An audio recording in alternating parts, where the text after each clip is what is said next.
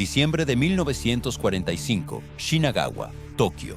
Keiko Suzuki sintió que las rodillas le temblaban mientras se inclinaba profundamente frente al soldado americano. La humillación ardía en su garganta como fuego, pero el hambre de su hija ardía más. Mantuvo la cabeza baja, mirando las botas del soldado. Botas de cuero negro brillante que parecían obscenamente nuevas en una ciudad de escombros. Sus manos apretaban el pequeño paquete envuelto en tela, lo único de valor que le quedaba. Un kimono de seda que había pertenecido a su madre. Su voz cuando habló salió apenas como un susurro. «Es para mi hija, por favor». Las palabras en inglés eran torpes en su boca, practicadas cientos de veces en su pequeña habitación antes de atreverse a salir. El viento de diciembre cortaba a través de su abrigo delgado, haciéndola temblar. O tal vez era el miedo, o la vergüenza. Era difícil distinguir. A sus 29 años, Keiko Suzuki nunca había imaginado que estaría aquí, inclinada ante un extranjero, suplicando por comida. Había sido maestra, había tenido dignidad, respeto, un futuro. Ahora tenía solo a Haruko, su hija de 6 años, y el sonido de su estómago rugiendo de hambre cada noche. El soldado no dijo nada. Keiko podía escuchar su respiración, pesada en el aire frío. Segundos se extendieron como horas. Finalmente escuchó movimiento. El soldado se agachó. Keiko cerró los ojos, preparándose para lo que fuera que vendría después. Dale like si quieres saber qué respondió el soldado cuando ella levantó la cabeza. 4 meses antes, en agosto de 1945, el mundo de Keiko se había derrumbado en cuestión de días. Primero las noticias de las bombas, Hiroshima, y luego Nagasaki, ciudades enteras borradas del mapa en instantes. Luego la rendición del emperador, su voz en la radio sonando quebrada y distante, admitiendo lo impensable. Japón había perdido. El esposo de Keiko, Takeshi, había muerto 2 años antes en el Pacífico. Ella había recibido solo una breve notificación oficial. Ningún cuerpo, ningún funeral apropiado. Solo la certeza de que era viuda a los 27 años con una niña de 4 años. Habían vivido los últimos años de la guerra en una especie de limbo desesperado. Keiko enseñando en una escuela que se vaciaba cada mes mientras más familias evacuaban Tokio, Haruko creciendo demasiado delgada con raciones que nunca eran suficientes. Luego vinieron los bombardeos incendiarios. La noche del 9 al 10 de marzo de 1945, Keiko recordaría siempre cómo el cielo se había vuelto naranja, cómo el aire mismo parecía arder. Habían sobrevivido porque su pequeño apartamento estaba en el borde del área más afectada. Pero lo que vio esa noche, los cuerpos carbonizados, las madres muertas aún aferrando a bebés muertos, el olor a carne quemada que persistió durante semanas, eso nunca la abandonaría. La escuela donde enseñaba fue destruida. La mayoría de sus estudiantes murieron. Las familias que sobrevivieron huyeron de la ciudad. Keiko se quedó porque no tenía a dónde ir. Su familia había estado en Hiroshima. Después de la bomba no quedaba nadie. Era solo ella y Haruko contra un mundo que se había vuelto imposible. Cuando llegó la rendición en agosto, Keiko sintió un alivio extraño y aterrador. Al menos la guerra había terminado. Al menos no habría más bombardeos. Pero lo que vino después fue, en algunos aspectos, peor. El hambre. Las tropas de ocupación americanas comenzaron a llegar en septiembre. Keiko había escuchado las advertencias, los rumores susurrados sobre lo que los soldados extranjeros hacían a las mujeres japonesas. Mantuvo a Haruko dentro tanto como fue posible. Evitaba las áreas donde los americanos se congregaban, pero evitar no llenaba estómagos. Las raciones oficiales eran una broma cruel, cantidades que apenas mantenían a una persona con vida, mucho menos a una madre y una niña en crecimiento. Keiko vendió todo lo que tenía de valor. Primero las joyas de su familia, luego los muebles, luego la ropa, pieza por pieza. Para diciembre le quedaba solo un kimono de seda, el último recuerdo físico de su madre. Y Haruko estaba desapareciendo. La niña había dejado de quejarse de hambre semanas atrás, lo cual era más aterrador que las quejas. Se movía lentamente, como una anciana. Sus ojos eran demasiado grandes en un rostro demasiado delgado. Tosía por las noches, una tos húmeda y persistente que Keiko reconocía como el principio de algo peor. Keiko había sido enseñada toda su vida sobre el honor, la dignidad, el orgullo japonés. Pero viendo a su hija marchitarse, esas enseñanzas parecían abstractas y sin sentido. El honor no alimentaba a los niños, la dignidad no curaba la tos, el orgullo no calentaba un cuerpo tembloroso en una habitación sin calefacción. Así que Keiko tomó el kimono de su madre, lo envolvió cuidadosamente y salió a buscar a un soldado americano. Había escuchado que los soldados tenían comida, que algunos comerciaban, que otros simplemente daban cosas a las mujeres japonesas a cambio de, bueno, a cambio de lo que las mujeres desesperadas estaban dispuestas a ofrecer. Keiko se había jurado que nunca llegaría a eso. Pero mientras caminaba por las calles devastadas de Shinagawa, con el kimono de seda pesando en sus manos como un reproche, se preguntaba qué juramento no rompería para salvar a Haruko. Las calles de Tokio en diciembre de 1945 eran un paisaje de otro mundo. Edificios bombardeados se alzaban como esqueletos rotos contra el cielo gris. Escombros llenaban lo que habían sido calles bulliciosas.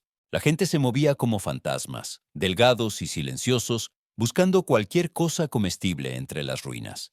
Y entre toda esta desolación, los americanos. Uniformes nuevos, bien alimentados, riendo y fumando cigarrillos. El contraste era obsceno. Keiko se obligó a acercarse a un grupo de soldados cerca de lo que había sido una estación de tren. Su corazón latía tan fuerte que estaba segura de que todos podían escucharlo. Los soldados la notaron inmediatamente. Uno de ellos dijo algo en inglés que ella no entendió. Otro se rió. Keiko sintió que el pánico subía por su garganta. Casi se dio vuelta y huyó. Pero entonces pensó en Haruko, acurrucada en su futón, demasiado débil para levantarse esa mañana. Se obligó a dar un paso adelante, luego otro.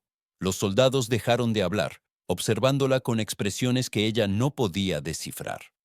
Keiko se detuvo a unos metros de distancia.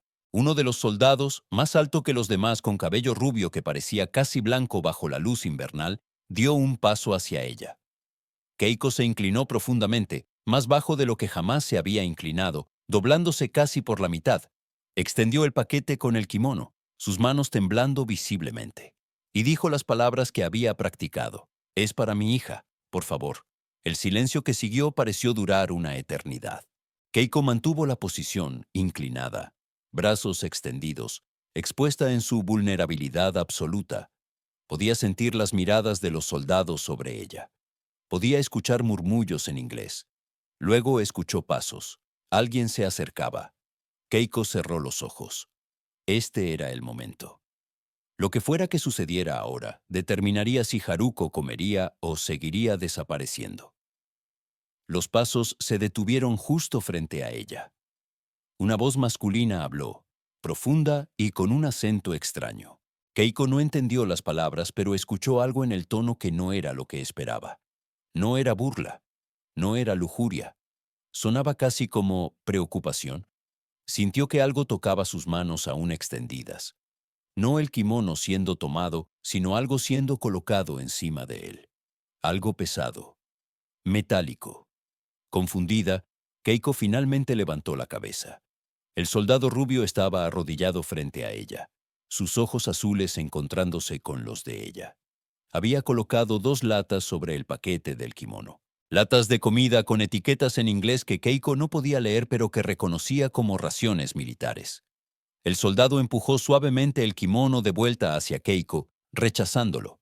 Luego señaló las latas y luego hacia ella. El gesto era claro. La comida era para ella. Gratis.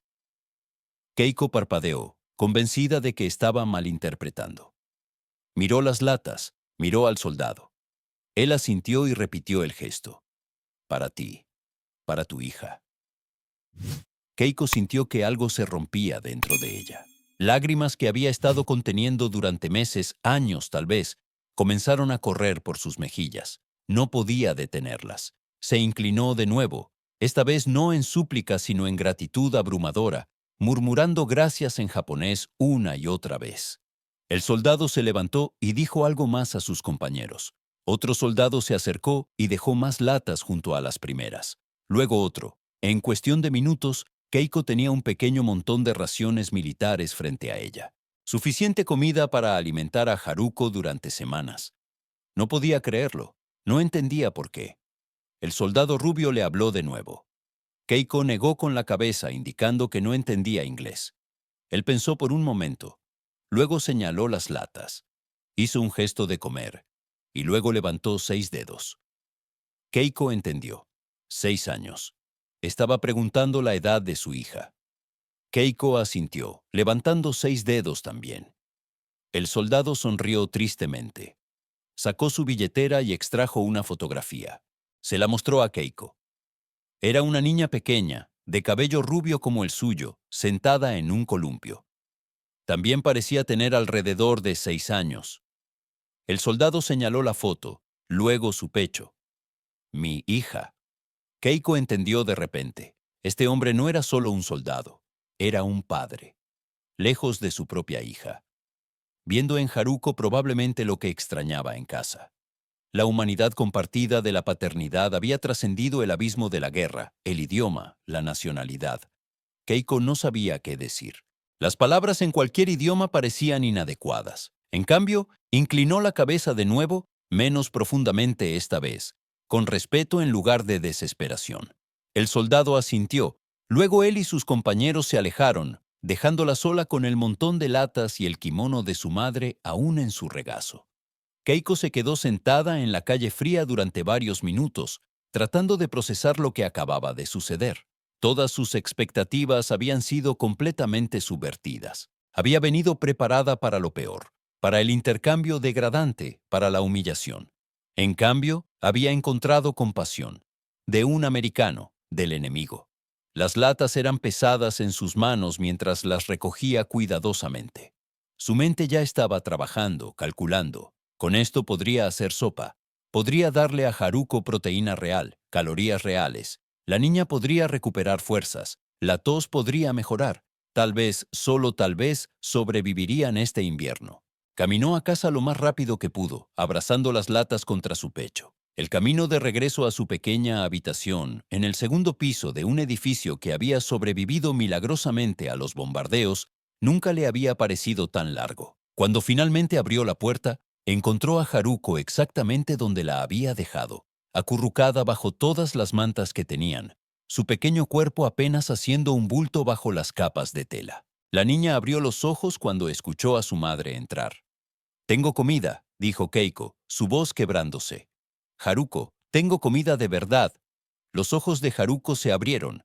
Durante los siguientes minutos, Keiko trabajó febrilmente, abriendo una de las latas, calentando su contenido sobre el pequeño brasero que apenas proveía calor. Era algún tipo de estofado de carne. El olor cuando se calentó llenó la habitación. Rico y casi abrumador después de meses de arroz aguado y nada más. Sirvió una porción pequeña para Haruko, cautelosa de no darle demasiado de golpe después de tanto tiempo con tan poco. La niña comió lentamente, sus ojos cerrándose de placer con cada bocado. Keiko la observaba, sintiendo que las lágrimas corrían libremente por sus mejillas. Este momento, ver a su hija comer comida real, era más precioso que cualquier cosa que hubiera experimentado. Cuando Haruko terminó, se acurrucó de nuevo bajo las mantas con una pequeña sonrisa en su rostro. Por primera vez en semanas, parecía contenta. Keiko se permitió comer también, solo un poco, saboreando cada bocado. Esa noche, Keiko no pudo dormir. Su mente daba vueltas, procesando lo que había sucedido. El soldado americano la había tratado con bondad, con respeto. Había visto su humanidad, su desesperación materna, y había respondido con compasión. Esto contradecía todo lo que le habían enseñado sobre el enemigo. Durante la guerra, la propaganda había sido constante. Los americanos eran demonios, bárbaros, sin honor ni humanidad. Destruirían Japón, violarían a las mujeres, matarían a los niños. Keiko había creído esto, o al menos había aceptado que debía creerlo. Pero ese soldado, ese padre de una niña de 6 años en algún lugar al otro lado del Pacífico, había sido amable. Keiko se preguntaba quién era, cómo se llamaba, si su hija sabía cuánta falta le hacía. Si él extrañaba tanto a su hija como Keiko, sabía que Haruko habría extrañado a Takeshi si hubiera sido lo suficientemente mayor para recordarlo realmente. El mundo de repente parecía más complicado de lo que las narrativas simples de la guerra habían sugerido. ¿Desde dónde nos estás escuchando? Déjalo en los comentarios. Durante los días siguientes, Keiko administró cuidadosamente la comida. Una lata duraba varios días si era cuidadosa. Haruko comenzó a mejorar casi inmediatamente. El color regresó a sus mejillas. La tos disminuyó. Comenzó a moverse con más energía. Era como ver a una flor marchita revivir después de la lluvia. Pero las latas no durarían para siempre. Keiko lo sabía, y cuando se acabaran, estarían de vuelta donde habían empezado. Necesitaba una solución más sostenible. Necesitaba trabajo, pero el Tokio de posguerra ofrecía pocas oportunidades para una viuda con una niña pequeña. Las escuelas aún no habían reabierto completamente. Y su orgullo, aunque había sido capaz de superarlo una vez para pedir comida, aún le dificultaba considerar muchas de las formas en que las mujeres desesperadas sobrevivían en la ciudad ocupada. Había escuchado sobre las mujeres que trabajaban cerca de las bases americanas, algunas como prostitutas abiertas, otras en una capacidad más ambigua, sirviendo bebidas, entreteniendo, a veces más. Keiko se había jurado que nunca llegaría a eso. Pero mientras las latas disminuían, mientras veía a Haruko fortalecerse solo para saber que pronto podría debilitarse de nuevo, comenzaba a preguntarse qué juramento no rompería. Una semana después de su encuentro con el soldado rubio, Keiko se aventuró de nuevo al área donde había estado. No estaba segura de lo que esperaba encontrar. Tal vez nada, tal vez él se habría ido, pero necesitaba intentar algo. Cuando llegó al área cerca de la estación de tren en ruinas, vio a varios soldados americanos, diferentes de los de la semana anterior. Se quedó a distancia, insegura. Entonces escuchó una voz, la voz profunda con el acento extraño. El soldado rubio estaba allí, hablando con otros soldados. Cuando la vio, su rostro se iluminó con algo que parecía genuina alegría. Se acercó a ella, diciendo algo en inglés que obviamente era un saludo. Keiko se inclinó, no tan profundamente como la primera vez. Cuando se enderezó, el soldado estaba sonriendo. Señaló hacia ella, luego hizo el gesto de comer. Luego levantó 6 dedos con una expresión interrogativa. Estaba preguntando por Haruko, si la niña había comido, si estaba mejor. Keiko asintió vigorosamente juntando sus manos e inclinándose de nuevo en agradecimiento. El soldado pareció complacido. Luego pareció pensar en algo. Hizo gestos que Keiko interpretó como preguntándole si necesitaba más comida. Keiko dudó. El orgullo y la necesidad luchaban en su interior. Finalmente, asintió con la cabeza, avergonzada pero honesta. El soldado asintió comprensivamente.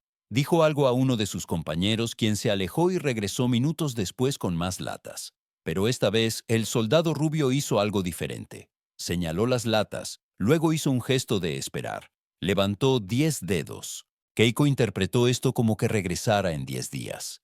Que habría más comida entonces. Estaba estableciendo algo regular. No solo caridad de una sola vez, sino apoyo continuo.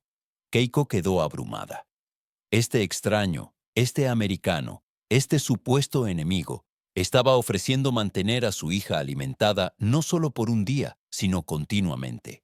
No pedía nada a cambio, ningún comercio sórdido, ninguna condición vergonzosa, solo un padre ayudando a una madre a alimentar a su hija. Durante las siguientes semanas se estableció un patrón. Cada 10 días, Keiko visitaba el área cerca de la estación de tren. El soldado rubio estaba siempre allí, como si hubiera arreglado su horario para encontrarse con ella. Siempre traía latas de comida. A veces también otras cosas, una manta, un paquete de té, una vez incluso medicina cuando Keiko indicó con gestos que Haruko estaba tosiendo de nuevo. Sus interacciones eran breves, limitadas por la barrera del idioma, pero desarrollaron una forma de comunicación. Gestos, expresiones faciales. Las pocas palabras de inglés que Keiko comenzó a aprender. Thank you, daughter, good. El soldado también aprendía algunas palabras en japonés. Musume, hija, genki, sano, arigatou, gracias. Keiko aprendió que se llamaba Michael. Sargento Michael Peterson. Era de Texas, un lugar del que Keiko sabía muy poco. Tenía 28 años. Había estado en la guerra desde 1942. Su hija en la foto se llamaba Sara. La extrañaba desesperadamente. Michael aprendió que Keiko había sido maestra, que su esposo había muerto en la guerra, que estaba tratando de sobrevivir sola con Haruko, que había tenido familia en Hiroshima. Esa última revelación creó un momento de silencio terrible entre ellos. Hiroshima. La bomba. Michael se había quedado muy quieto cuando Keiko señaló Hiroshima en un mapa improvisado que él había dibujado. Había dicho algo en inglés que sonaba como una disculpa, o tal vez una expresión de pesar. Keiko no había sabido cómo responder. No podía culpar personalmente a Michael por Hiroshima. Él era solo un soldado, no quien tomaba decisiones. Pero la pérdida era real. Su tía, su tío, 3 primos, todos desaparecidos en un instante. Se había encogido de hombros, un gesto universal de impotencia ante la tragedia. Michael había asentido, entendiendo. Durante este tiempo, Haruko se transformó. Con comida regular, recuperó su salud. Sus mejillas se llenaron. Su energía regresó. Comenzó a jugar de nuevo, algo que Keiko no había visto en meses. La tos desapareció. La niña incluso comenzó a sonreír y reír, sonidos que llenaban su pequeña habitación con luz. Keiko se encontraba en un territorio emocional extraño. Estaba profundamente agradecida a Michael. Su bondad había salvado literalmente a Haruko, pero también se sentía culpable. Aceptar ayuda del enemigo del ocupante parecía de alguna manera una traición. A su país, a su esposo muerto, a todos los que habían sufrido. Los vecinos habían comenzado a notar. Keiko escuchaba susurros. La veían regresar cada 10 días con paquetes. Podían adivinar de dónde venían. Algunas miradas eran de envidia, otras de juicio. Una anciana en su edificio le había escupido un día, llamándola pan pan, una palabra despectiva para las mujeres que se asociaban con soldados americanos.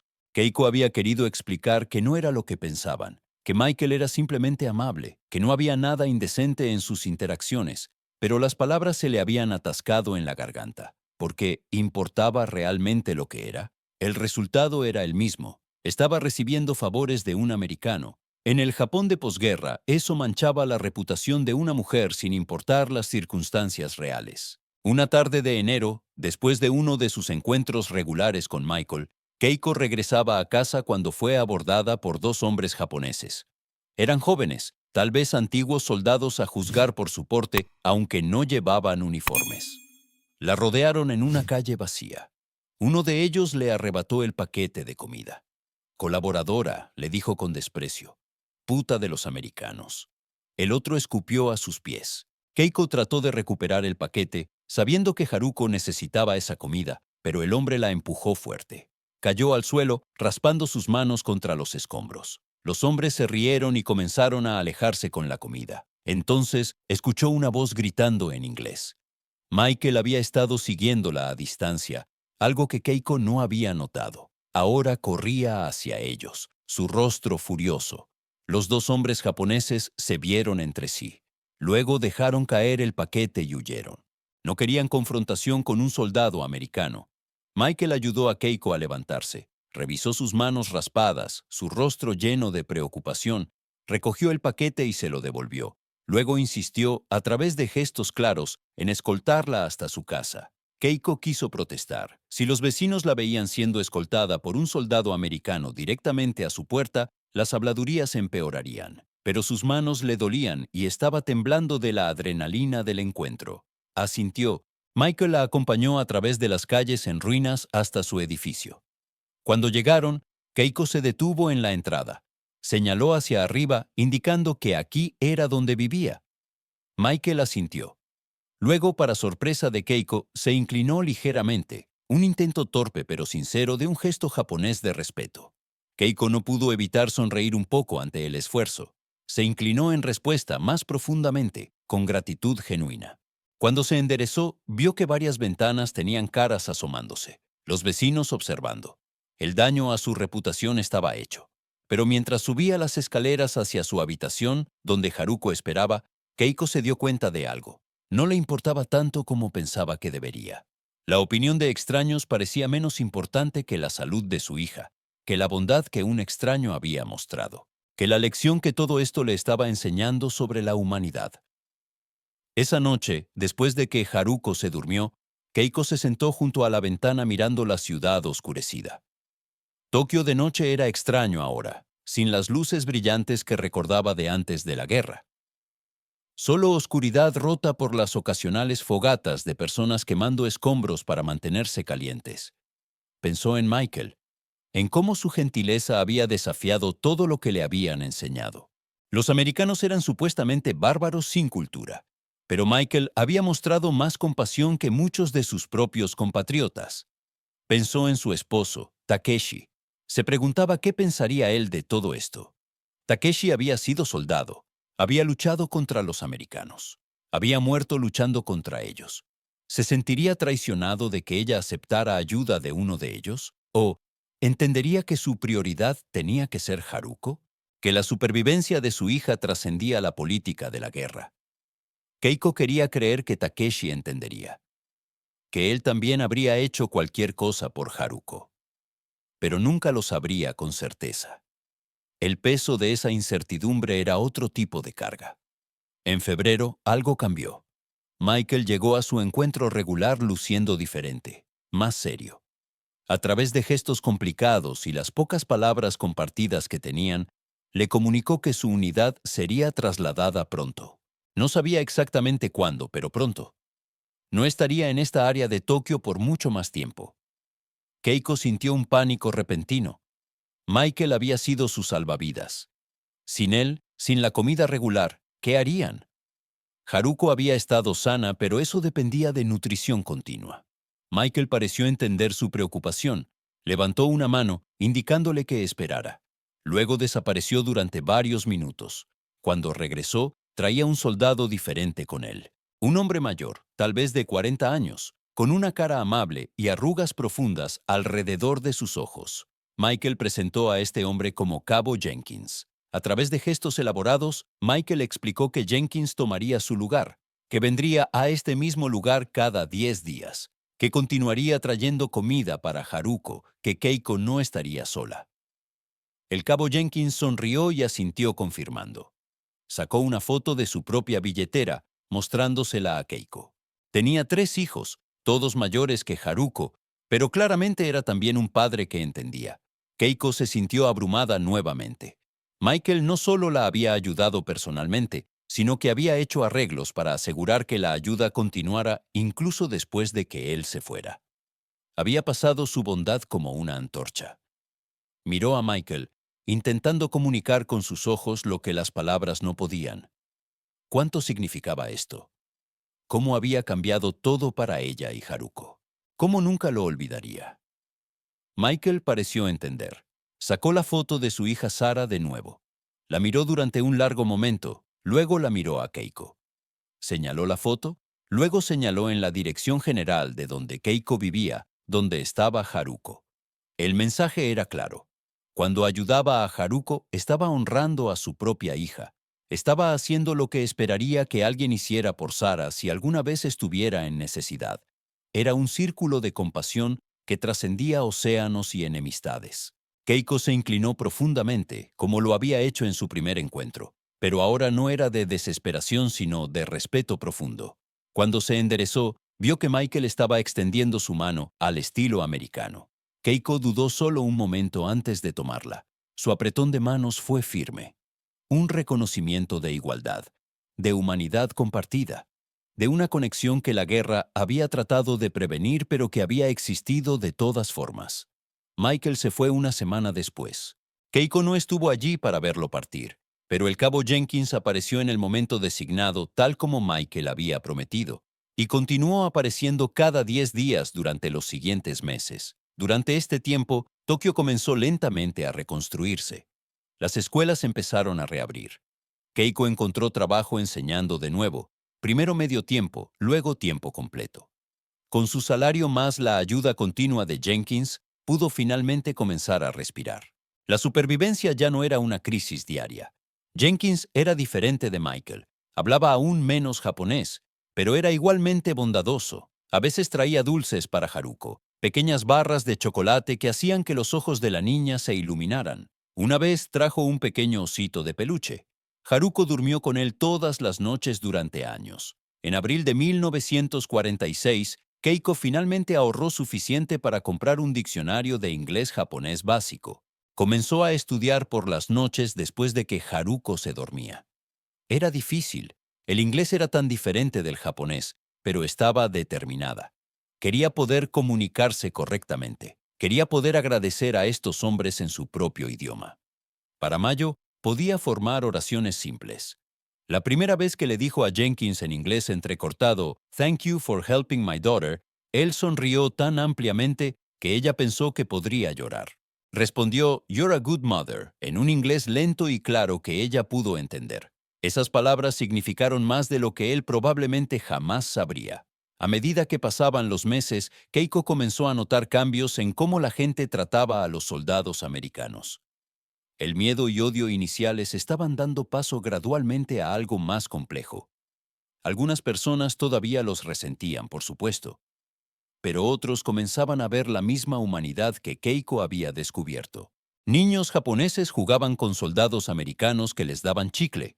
Mujeres trabajaban en instalaciones militares, ganando salarios que ayudaban a sus familias a sobrevivir. Hombres japoneses encontraban empleo con las fuerzas de ocupación. No era simple. Nunca sería simple. La ocupación venía con su propio conjunto de humillaciones y complicaciones. Había soldados que se comportaban mal, que abusaban de su poder. Había explotación y desigualdad. Pero también había momentos de conexión genuina, de compasión que cruzaba líneas que la guerra había dibujado. Keiko pensaba a menudo en cómo había cambiado su perspectiva. Antes del encuentro con Michael, había visto a los americanos como una masa uniforme, el enemigo, sin rostro, sin humanidad individual. Ahora entendía que eso era exactamente lo que la propaganda quería. Reducir al otro a una caricatura sin matices hacía más fácil odiar, más fácil luchar, más fácil deshumanizar. Pero la realidad era infinitamente más complicada. Michael era americano. También era un padre que extrañaba a su hija. Un hombre que elegía bondad sobre crueldad. Un soldado que reconocía el sufrimiento sin importar de qué lado venía. Ambas cosas eran verdad. La complejidad era la realidad. En septiembre de 1946, un año después del comienzo de la ocupación, Jenkins le dijo a Keiko que su unidad también estaba siendo trasladada. Pero esta vez, también había hecho arreglos. Le presentó a Keiko a una organización de caridad operada por esposas de oficiales americanos que estaban ayudando a familias japonesas. La registraron para recibir asistencia continua. Le ayudaron a encontrar un apartamento mejor. Conectaron a Keiko con recursos que no había sabido que existían. La red de bondad que Michael había iniciado seguía expandiéndose. Cuando Jenkins se fue, le dio a Keiko un sobre. Dentro había una foto, la que Michael le había mostrado en su primer encuentro. La foto de Sarah en el columpio. En el reverso, alguien había escrito en inglés con una letra cuidadosa. Keiko usó su diccionario para traducir lentamente. Decía, "For Haruko and Keiko. Thank you for reminding me why we should choose kindness. Michael Patterson". Keiko guardó esa foto junto al osito de peluche de Jenkins y el kimono de seda de su madre que nunca había tenido que vender. Tesoros que contaban una historia de supervivencia y humanidad inesperada. Los años pasaron. Haruko creció, sana y fuerte, sin recuerdos reales del hambre que casi la había matado. Keiko continuó enseñando. Japón se reconstruyó, transformándose de las cenizas de la derrota en algo nuevo. La ocupación americana terminó oficialmente en 1952 con el Tratado de San Francisco. Keiko tenía 36 años entonces. Haruko tenía 13. Estaban sobreviviendo. Más que sobreviviendo, estaban viviendo. Keiko nunca se volvió a casar. Dedicó su vida a Haruko y a sus estudiantes. Enseñó inglés además de las materias regulares, un conjunto de habilidades que se volvió cada vez más valioso en el Japón de posguerra. Siempre contaba a sus estudiantes que había aprendido inglés de un diccionario y de la necesidad de agradecer a alguien correctamente. No elaboraba más que eso. En 1968, Haruko, ahora una mujer de 29 años, se casó. Era enfermera, una profesión que había elegido porque quería ayudar a la gente como otros habían ayudado a su madre. En la boda, Keiko dio un brindis. Habló sobre la resiliencia, sobre cómo la bondad de extraños puede cambiar el curso de una vida, sobre cómo su hija estaba viva y próspera porque alguien había elegido la compasión sobre la indiferencia. No mencionó que ese alguien había sido un soldado americano. No necesitaba. Haruko sabía la historia. Keiko se la había contado cuando era lo suficientemente mayor para entender. En 1975, Keiko tenía 59 años y estaba pensando en jubilarse. Un día recibió una carta de Estados Unidos. El sobre era de Texas. Con manos temblorosas la abrió. La carta era de una mujer llamada Sarah Peterson. Explicaba que era la hija de Michael Peterson, que su padre había fallecido el año anterior de un ataque al corazón, que al revisar sus pertenencias había encontrado un diario de sus años en Japón. En ese diario había escrito extensamente sobre una maestra viuda y su hija de 6 años, sobre cómo ayudarlas le había dado propósito en medio de la oscuridad de la posguerra, sobre cómo cada vez que extrañaba a Sara, pensaba en Haruko y esperaba que alguien mostrara bondad a su propia hija si alguna vez estuviera en necesidad. Sara escribió que había buscado durante meses para encontrar a Keiko. Quería que supiera que su padre había hablado de ella y Haruko con cariño hasta el final, que les había importado profundamente, que el acto de ayudarlas había sido, en sus propias palabras escritas en el diario, lo mejor que había hecho durante toda la guerra. Keiko lloró al leer la carta. Lloró por Michael, un hombre bueno que había muerto sin que ella pudiera agradecerle propiamente una última vez. Lloró por los caminos extraños que tomaba la vida. Lloró por la belleza de la conexión humana, incluso en las circunstancias más improbables. Respondió a Sara inmediatamente. Le contó cómo su padre había salvado a Haruko, cómo su bondad había cambiado todo, cómo nunca lo habían olvidado, cómo Haruko, ahora una enfermera casada y feliz, existía porque Michael había elegido ayudar en lugar de mirar hacia otro lado. Sara respondió. Comenzaron una correspondencia que duraría años. Eventualmente, en 1982, Sara visitó Japón. Conoció a Keiko, ahora una mujer de 66 años. Conoció a Haruko, de 43, y a los 2 nietos de Keiko. Sara trajo más fotos de su padre. Compartieron historias, lloraron juntas, rieron juntas. 2 mujeres conectadas por un acto de bondad realizado décadas atrás en una ciudad devastada por la guerra. Keiko Suzuki murió en 1998, a los 82 años. Haruko, ahora una mujer de 59 años, organizó el funeral. Entre las posesiones que dejó, Haruko encontró una caja cuidadosamente guardada. Dentro estaba el kimono de seda de su abuela, nunca vendido después de todo. El osito de peluche del cabo Jenkins, desgastado pero amado. La foto de Sarah Peterson en un columpio. Y un diario que Keiko había comenzado a escribir en 1946. Haruko leyó el diario con lágrimas corriendo por sus mejillas. Su madre había documentado todo. El hambre, la desesperación, la decisión de inclinarse ante un soldado enemigo, el momento en que Michael había colocado comida sobre el kimono en lugar de tomarlo, las semanas de comida regular que habían salvado la vida de Haruko, los años de bondad continua de Jenkins y otros, y las reflexiones de Keiko sobre lo que todo esto significaba. Una entrada en particular se destacaba. Estaba fechada el 25 de diciembre de 1946, la primera Navidad después de conocer a Michael. Keiko había escrito: «Hoy es la Navidad cristiana. Michael me explicó una vez que es una celebración de esperanza y bondad.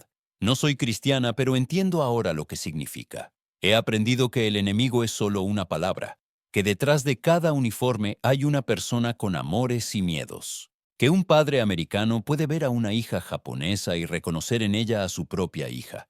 Que la compasión no conoce fronteras cuando elegimos ejercerla».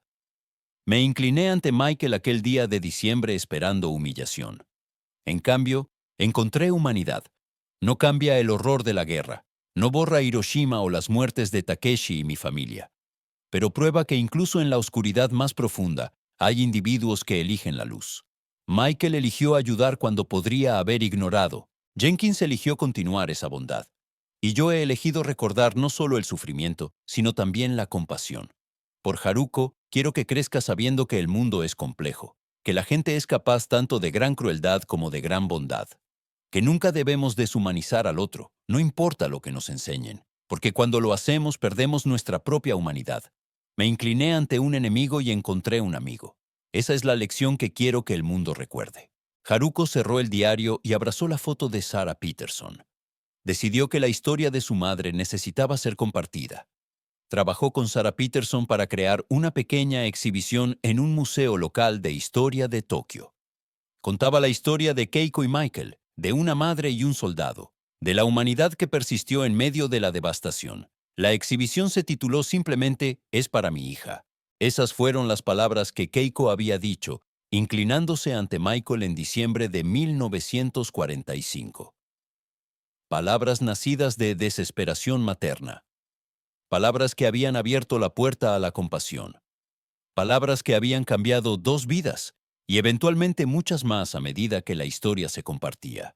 Porque Michael no solo había ayudado a Haruko, también había inspirado a Jenkins, quien había ayudado a otras familias. Y a través de su ejemplo, otros soldados habían elegido bondad sobre indiferencia.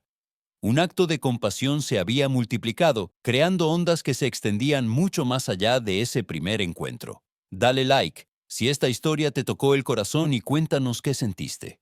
La historia de Keiko Suzuki es un recordatorio de verdades que a veces olvidamos, que las guerras son peleadas por gobiernos pero vividas por personas, que el sufrimiento no conoce nacionalidad, que un padre extrañando a su hija puede ver reflejado ese amor en una madre desesperada tratando de alimentar a la suya, que la compasión es una elección que podemos hacer incluso cuando todo el contexto nos empuja hacia la crueldad. Keiko se inclinó esperando humillación y encontró humanidad. Michael dio comida esperando solo ayudar a una niña y encontró propósito. Haruko recibió vida gracias a la bondad de un extraño. Y todos nosotros recibimos la lección de que incluso en los momentos más oscuros de la historia hay luz si elegimos crearla. El kimono de seda nunca fue vendido. Pasó a Haruko, quien lo pasó a su propia hija. Junto con la historia de la abuela que había estado dispuesta a sacrificar su último tesoro por amor y del extraño que le había mostrado que no era necesario. Es un recordatorio físico de que la dignidad no se pierde al pedir ayuda, que el honor verdadero está en amar lo suficiente como para superar el orgullo, que la bondad recibida se convierte en bondad dada. Keiko enseñó a generaciones de estudiantes, pero la lección más importante que dejó fue esta: inclínate ante el sufrimiento con compasión, no con juicio. Mira al otro y busca la humanidad compartida. Elige la bondad incluso cuando, especialmente cuando, sería más fácil mirar hacia otro lado. Porque nunca sabes cómo un acto de compasión podría cambiar no solo un día, sino toda una vida, toda una familia, todo un futuro.